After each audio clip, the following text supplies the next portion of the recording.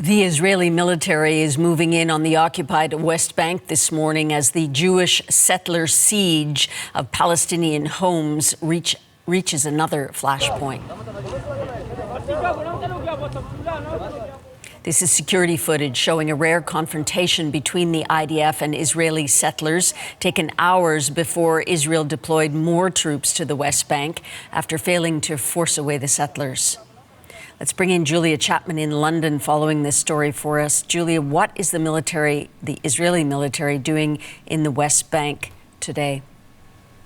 Susan, Israeli Defense Forces have confirmed to CBC News that they're sending in more troops to deal with the situation in and around the village of Qusra. Now, Palestinian families describe being trapped in their homes after Israeli settlers arrived on Sunday, setting up tents and blockading entrances.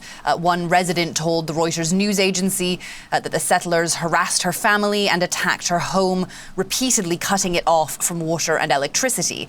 The BBC and The Guardian have both reported the families say they're running out of food supplies. Now, the Israeli military has sent in troops to bring the situation under control.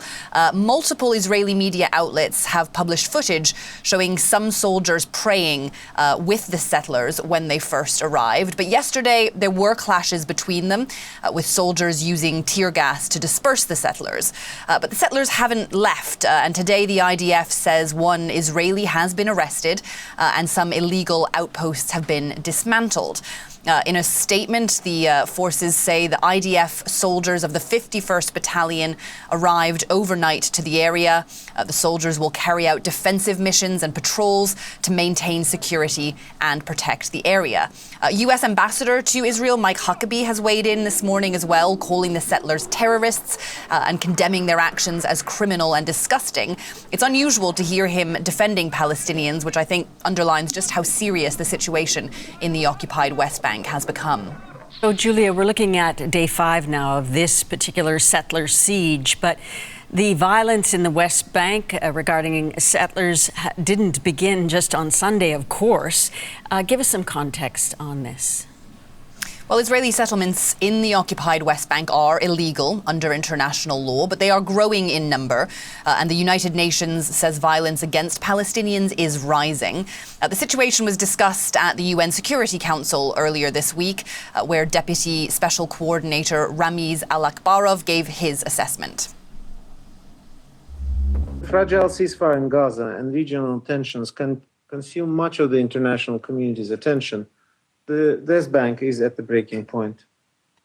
And this has not been a sudden deterioration. It's the result of the decades of unresolved conflict that has deepened the unlawful Israeli occupation, driven the Palestinian Authority to the brink of collapse, and undermined the prospects for an independent, viable, and sovereign Palestinian state. The Israeli ambassador to the UN says criticism of Israeli action fails to acknowledge attacks against Israelis.